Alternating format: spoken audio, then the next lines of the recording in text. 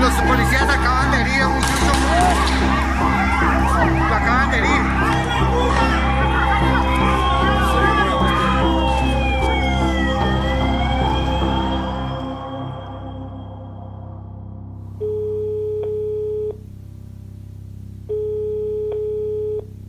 Yo quería, sé que estos momentos son muy dolorosos, pero quería expresarte mi solidaridad, mis condolencias y decirte que como presidente de la República vamos a avanzar en toda esta investigación para que se sepa toda la verdad, que esto quede totalmente esclarecido. Yo sé que esto ¿Cuánto no... tiempo? Esta vez no va a ser como siempre, como todas las veces, como no se murió porque había un disparo, una bala perdida.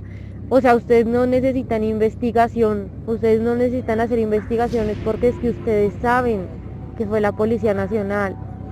Agradecerles su entrega por nuestro país, la devoción, lo que ustedes significan para toda la ciudadanía, y decirles a ustedes también con mucho cariño que nos sentimos siempre muy orgullosos de la labor que ustedes cumplen. Nosotros estamos justamente haciendo toda la investigación interna dentro de la Policía Nacional y estamos haciendo la investigación también con la Fiscalía, que la Fiscalía también hará la investigación respectiva. Pero eso va a ser como siempre, eso va a ser como siempre, don Iván.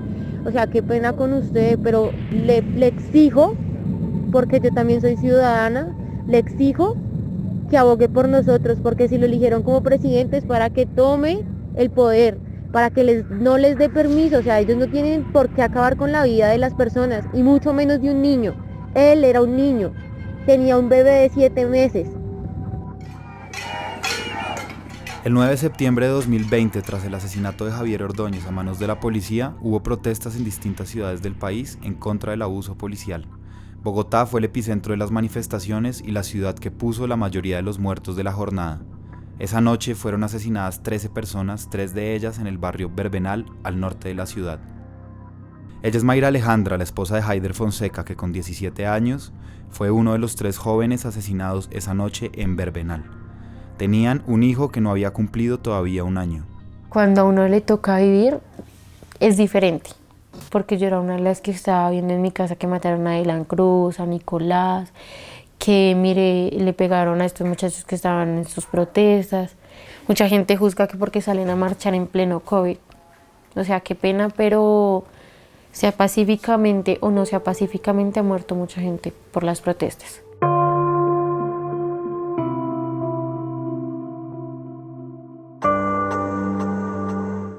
Y si ahorita los llaman vándalos, si ahorita los llaman todo eso de que destruyen las cosas, de que cómo se les ocurre dañar un CAI, pues sí, yo sé que la violencia no trae nada bueno, pero un CAI es sencillo de arreglar.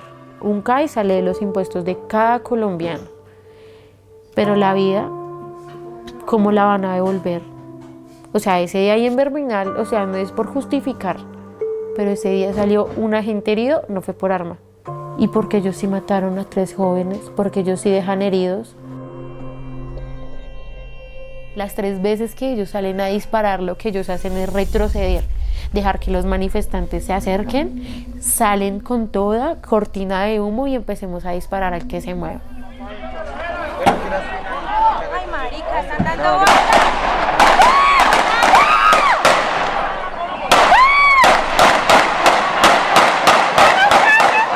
Entonces esto es algo que uno se da cuenta que esto es sistemático, que viene de muchos pueblitos en los cuales hay un actor armado y muchos muertos y heridos, y se traslada el 9 y 10 de septiembre a Bogotá. Diego Cancino es concejal de Bogotá y ha sido una de las voces más críticas con el actuar de la policía. En sus debates en el Consejo ha hecho denuncias sobre amenazas que han recibido los jóvenes de Verbenal luego del 9 de septiembre. Hay una amenaza muy grave en Usaquén. Lo que nosotros estamos viendo es que en ese corredor entre Verbenal y el Codito, a estos chicos y chicas los están asesinando. Sistemáticamente después del 10 de septiembre, la cantidad de homicidios en el Codito se ha disparado y la policía no hace nada.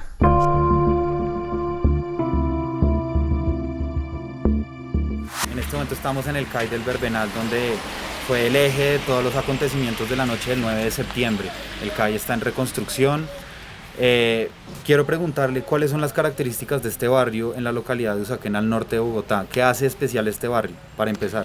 Pues mire, hay varias características que uno debería hablar. Y es, el Verbenal es un territorio del norte de Bogotá. Está la Medialuna Sur, que es Usme, Bosa, Tunjuelito, Ciudad Bolívar, todos estos barrios y estas localidades del sur de Bogotá. Y allá están pasando una serie de complejidades, pero acá, en Verbenal, en El Codito, en Lijacá, también hay una serie de complejidades. Y unas complejidades geográficas, pero también mafiosas, en el siguiente sentido. El Codito, pues colinda con La Calera. Sí. Son territorios de borde entre Cundinamarca y Bogotá. Sí. Ahí hay volteo de tierras. Ahí hay paramilitares apropiándose ilegalmente de las tierras y vendiéndoselas a las personas más pobres que viven en las montañas del nororiente de Bogotá. Pero a su vez hay una cantidad de tráfico. Parece que está entrando la droga, en muchos casos por Bogotá, por estas montañas. Y bajan aquí a Verbenal y terminan por todo Bogotá. Parece que desde las cárceles de máxima seguridad de este país, entran y están entroncadas con mafias. Acá en El Codito, en el Verbenal, en La Mariposa. Laura ha vivido en el Verbenal toda su vida y ha sido testigo de los abusos por parte de la policía del CAI. Con ella recorrimos los lugares del barrio que se han vuelto escenarios de estos abusos sistemáticos. Mucha gente me pregunta, pues, ¿por qué hubo un estallido? ¿Por qué pasó esto? Porque es que literalmente en Verbenal lo que ha venido pasando y que yo creo que fue como el particular para que también pasara con este CAI, es porque acá los abusos no han pasado después del 9, sino mucho antes. Desde han pasado antes, muchas cosas. ¿Qué tipo de cosas han pasado desde antes? Mira, digamos en nuestra primera mesa, cuando nos pusimos como mesa de diálogo, la primera mesa que tuvimos de concertación con el alcalde Jaime, el alcalde local. Si no estoy mal, tuvimos entre 5 a 6 denuncias de chicas que en la primera ronda quisieron venir a denunciar abusos sexuales, abusos de autoridad. ¿En este CAI? En este CAI.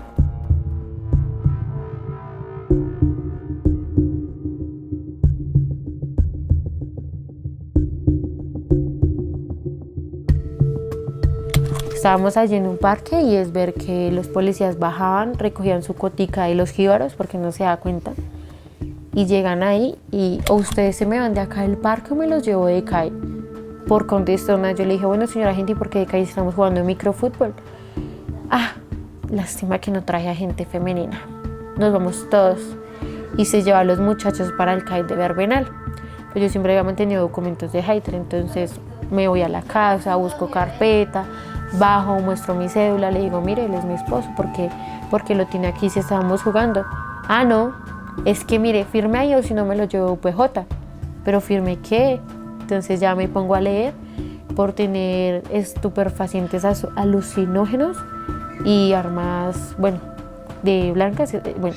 Entonces yo, pero si él no tenía nada de eso, o sea, estábamos en un parque, le estaban pantaloneta que podía tener. Ah, ¿no va a firmar? Listo, no importa, hasta luego, yo me lo voy a llevar de UPJ y lo hago pasar por mayor de edad.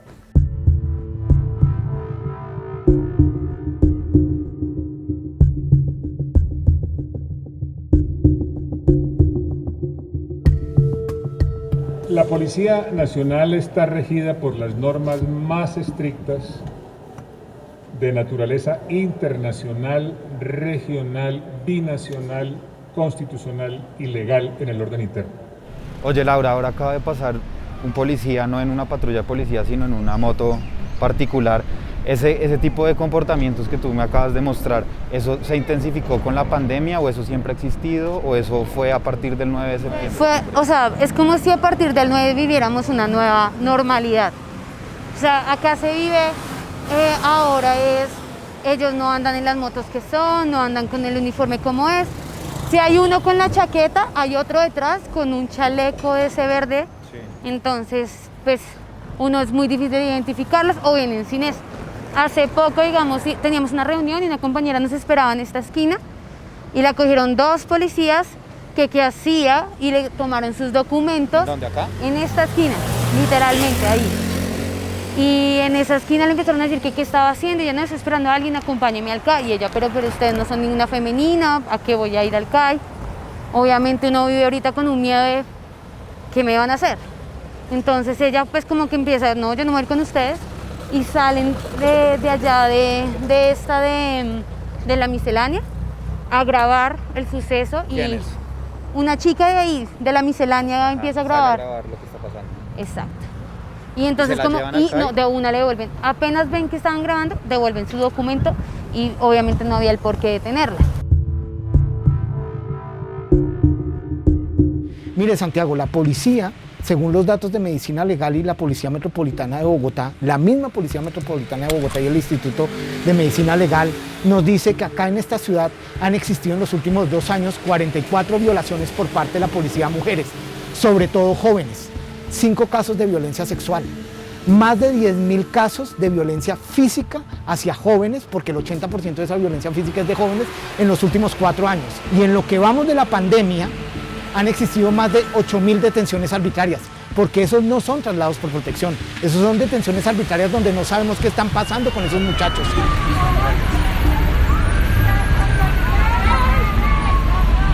¿Estás bien? ¿Estás bien?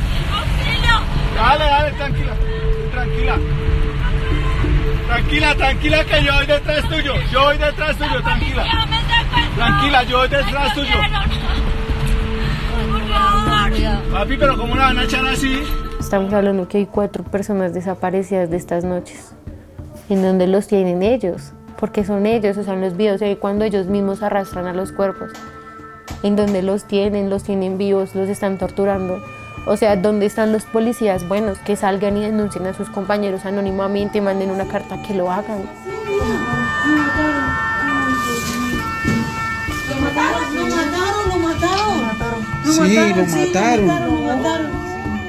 Lo mataron. Además de esos 3 chicos asesinados, quizás hay un cuarto chico desaparecido, que exactamente acá le dispararon. Aquí, en ese edificio, parece que hubo testigos. Ahí estaban los familiares. Y apenas recibe el balazo, o los balazos, el chico de 13 años, nos dicen, no nos han querido dar el nombre, llega una camioneta blanca, lo montan en presencia de la policía, porque como pueden ver ahí está el CAI, y se lo llevan. Y a hoy no sabemos qué pasa con ese chico. Las personas que vieron eso y que estaban dispuestas a denunciar, dicen que no hablan porque están amenazadas. Aquí vivía una cantidad de gente que estaba dispuesta a denunciar. En este momento ya no vive nadie.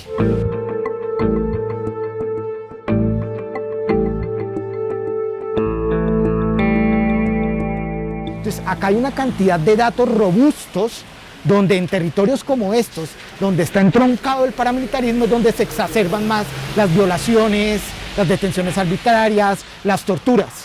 Entonces, la policía no está cuidando con su mandato constitucional, no está cumpliendo con su mandato constitucional, lo está reversando y lo está violando.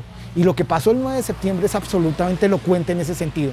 Y quizás lo que está pasando acá, Santiago, es que hay una clara intención de poder territorial, de dominar esta ciudad a la luz de los bordes, de los sitios más recónditos, pero también en territorios como estos para tener un poder territorial. Quizás entroncado con estas fuerzas que acabamos de mencionar. La tesis de Cancino sobre la presencia de grupos paramilitares en la ciudad es refutada por Hugo Acero, secretario de Seguridad de Bogotá. Esto nos dijo Acero sobre las dinámicas criminales en la localidad de Usaquén. Bueno, ahí hay 2 estructuras criminales, básicamente lo que se conoce como grupos de delincuencia común organizada, que son los Pascuales, una organización criminal de hace ya desde varios años, algunos de ellos privados de la libertad, detenidos en cárceles, pero que continúan, digamos, su actividad. Y el otro son los boyardos. Digamos, son 2 estructuras que han venido trabajando sobre todo en la parte alta de Usaquén. Y en ese sentido estamos trabajando, digamos, con la policía, se han hecho detenciones, se han hecho operativos conjuntos con la policía y la fiscalía, y ahí hemos tenido algunos resultados. Acá, porque el ministro de Defensa, en vez de decir, oiga, acá hay una culpa, reconozco lo que pasó, reconozco que esta práctica es sistemática, esto debe cambiar al interior de la policía, estamos dispuestos a hacer una reforma estructural, dice, acá lo que pasó fue que una cantidad de bandoleros se tomaron la ciudad y no asume la masacre. Lo que pasó ayer no es consecuencia de la acción tranquila, pacífica y democrática de un grupo de ciudadanos inconformes. Lo que pasó ayer no es la expresión democrática de unos reclamos que en términos sociales son legítimos. Lo que pasó ayer fue la más grave expresión de vandalismo y de violencia organizada. En debates e intervenciones suyas en el Consejo de Bogotá, usted ha hablado de dinámicas criminales, como las que me acaba de decir, que suceden alrededor de los CAIs. En este momento estamos parados debajo de un CAI escampando la lluvia. Explíqueme un poco esto. ¿Qué es lo que Pues está mire, pasando? las alertas tempranas de la Defensoría del Pueblo mostraron claramente, y en el debate que hicimos la Defensoría del Pueblo lo dejó muy claro, igual que el veedor distrital. Las alertas tempranas mostraban que hay estructuras paramilitares en territorios específicos de esta ciudad. No, en absoluto. Son realmente grupos de delincuencia común organizada que han venido actuando, ligados a negocios como el tema de microtráfico y narcotráfico, y ligados a negocios también en temas de extorsión y algunas amenazas que han hecho hacia algunos ciudadanos. Mandó al menos una alerta temprana muy robusta sobre el verbenal, sobre el codito y sobre el Ijacá y la mariposa. Y lo que mostraba es que quien operaba acá eran estructuras paramilitares. Cuando dice acá, ¿se refiere acá en el barrio, acá en el CAI? Acá en el barrio El Verbenal y alrededor de donde estamos parados, y también arriba en el codito. Pero esa pregunta es muy interesante, Santiago, porque lo que muestran los informes de la Defensoría del Pueblo es que esas estructuras paramilitares se entroncan geográficamente, empalman geográficamente con los máximos casos de abuso policial, de violencia sexual, de irrespeto, del abuso de poder por parte de la policía. Es decir, hay un empalme, hay una coherencia entre las estructuras paramilitares detectadas por la Defensoría del Pueblo y los irrespetos y las ilegalidades cometidas por la policía.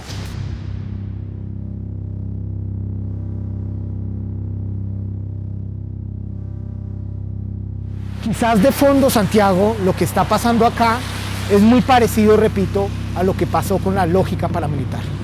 Y es que usted necesita dar un mensaje político de que el que manda acá soy yo.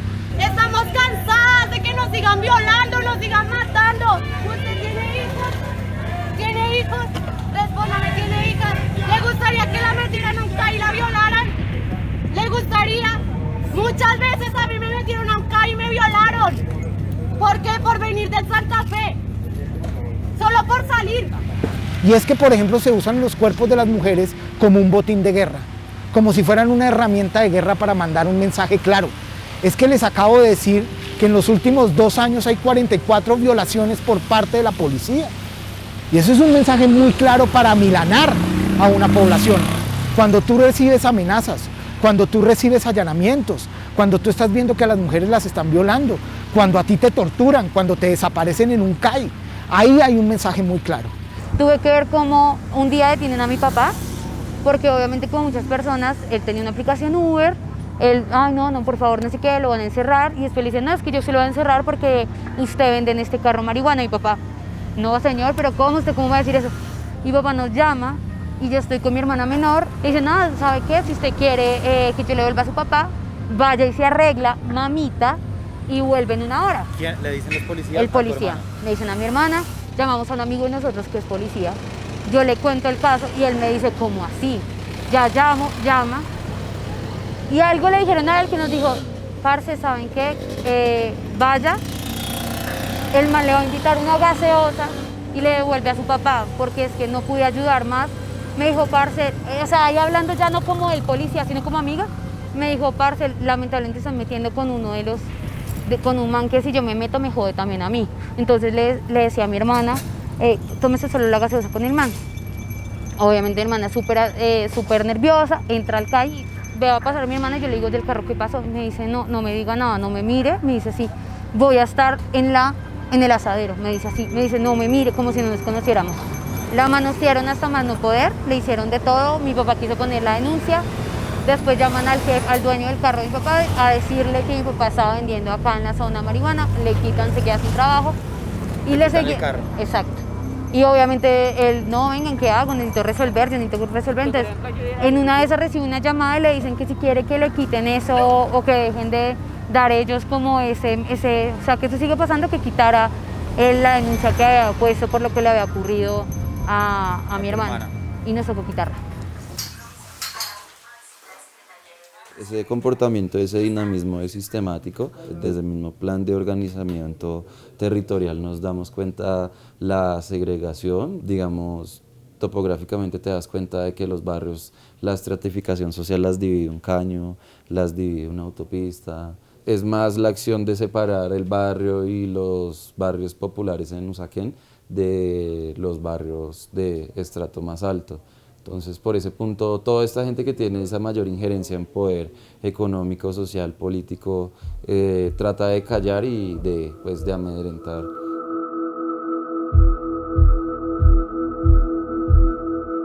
Usted lo que hace es cambiar el uso del suelo. Y al cambiar del uso del suelo, esa tierra que antes le costaba 5 pesos, de un momento a otro le empieza a costar alrededor de 30 pesos. Entonces, el aumento que tienen las ganancias es infinito. Y eso usted lo entronca con intereses inmobiliarios, con gobernantes corruptos y con mafias que permiten que hagan eso. Usted lo hace en pequeños territorios de La Calera, de Suacha, de Chía, de Faca, de Funza, y fíjense que todos estos territorios son bordes de Bogotá, y ahí se van concentrando todos estos intereses. Y lo que usted más desprecia en ese momento y bajo esa lógica es la pobreza. Usted no quiere tener gente pobre, usted no quiere gente resistente, usted no quiere tener gente que le muestre todos estos intereses. Los jóvenes que denuncian todo este tipo los estorban. Entonces, ¿usted qué necesita? Usted necesita una complicidad quizás para que todas estas personas que son voces disidentes, que le pueden dañar el negociado, pues se vayan de un lado a otro. Ser joven significa no tener empleo, ser joven significa no poder acceder a salud, ser joven significa que estemos escondiéndonos en nuestros territorios porque en cualquier día puede llegar o el ejército a hacer una batida ilegal y a llevarse a los chicos en un camión, o puede llegar la policía a hacernos un falso positivo y llevarnos al CAI, judicializarnos y colocarnos drogas en el expediente. Que después del 10 de septiembre usted ha denunciado que las amenazas en estos barrios donde hubo asesinatos por parte de la policía, aumentaron las amenazas a jóvenes. ¿Qué está pasando exactamente? Frente a las amenazas que estamos recibiendo, frente a los panfletos que estamos recibiendo, frente al voz a voz que estamos recibiendo de los policías que nos dicen ya nos bajamos 3, nos podemos bajar 4, frente a las llamadas anónimas que están recibiendo, frente a las persecuciones que están recibiendo, si ustedes siguen jodiendo nos los bajamos. Todo bien. Qué chimba. Menos mal por eso estudio. Para que vean, estudia y no puede hacer lo que yo te hago a ti.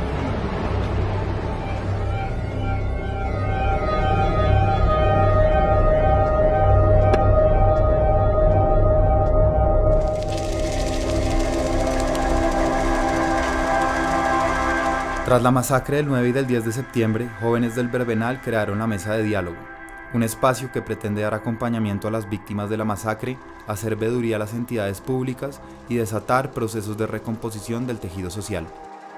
Siempre demostrando que la cultura es la que promueve toda esta vuelta que estamos haciendo acá. Hoy en resistencia por las familias que han perdido a alguien, que han perdido a ese familiar que de una u otra forma lo tenemos acá.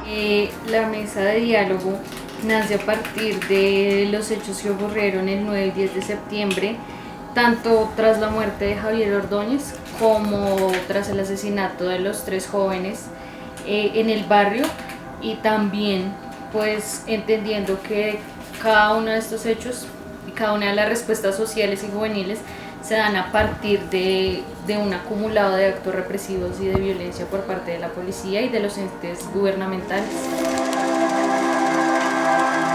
Con lo que ha pasado en los días posteriores en el barrio, en la cuadra, donde asesinaron a Haider y a los otros 2 muchachos, los actos de memoria que ha habido, los murales que han pintado, ¿qué ha pasado con eso?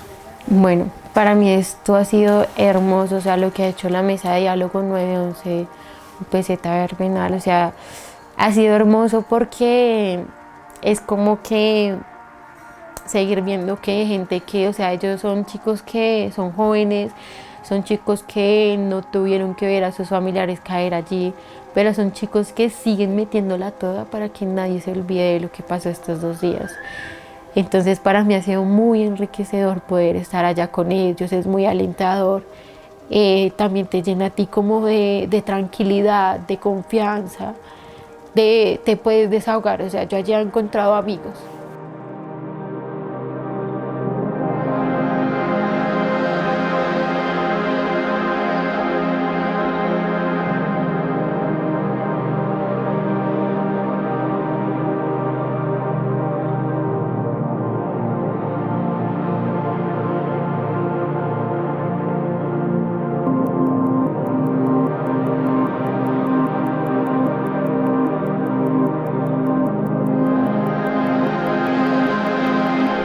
Dos semanas después de la masacre que hubo acá en Verbenal, estos muchachos y muchachas estaban absolutamente cundidas de miedo. No sabían qué hacer. Y lo que hicieron fue la lucidez juvenil.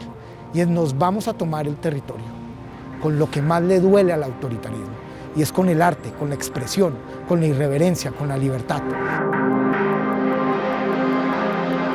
Nos dimos cuenta de que los ánimos muy caldeados y que esto se podía tomar para otra ola de violencia y otra vez volver, digamos, a reafirmar el discurso del Estado, de que pues no solo hay el mecanismo de la acción directa para llegar a que nos presten atención. Bajamos ese día, se fue el 10 y estaba súper caldeado, estaba fuerte. Volvemos al 21N, venden seguridad con el discurso del miedo y pues somos jóvenes y no nos comemos ese cuento. Este territorio se inundó de expresiones artísticas, de hip hop, de rap, de malabares, de grafitis, de fuerza colectiva. Y en ese CAI había alrededor de 50 policías y 2 tanquetas de SMAT. Frente a la fuerza del arte no pudieron hacer nada. Vamos a hacer cuanta intervención tengamos que hacerla, porque es que no podemos seguir normalizando un tema tan claro como que por donde van caminando tantas personas cayeron gente. Por donde van estos autos, hubo un chico derramando su sangre un montón de horas. Donde va pasando probablemente el señor cuando está en el parque o se sienta a tomarse una bebida, a comerse un helado. Varios chicos estuvieron dejando su sangre, estuvieron agonizando mientras los llevaban a un centro médico. Frente al miedo, estos jóvenes nos están dando una lección, y es: nosotros nos tomamos desde la creatividad, desde eso que nos enseñó Mayo del 68, desde la imaginación al poder, estos territorios. Y lo están haciendo y lo van a seguir haciendo. Eso es absolutamente admirable. Luego de 5 meses de ocurrida la masacre del 9 de septiembre, la justicia todavía no ha condenado a ningún responsable.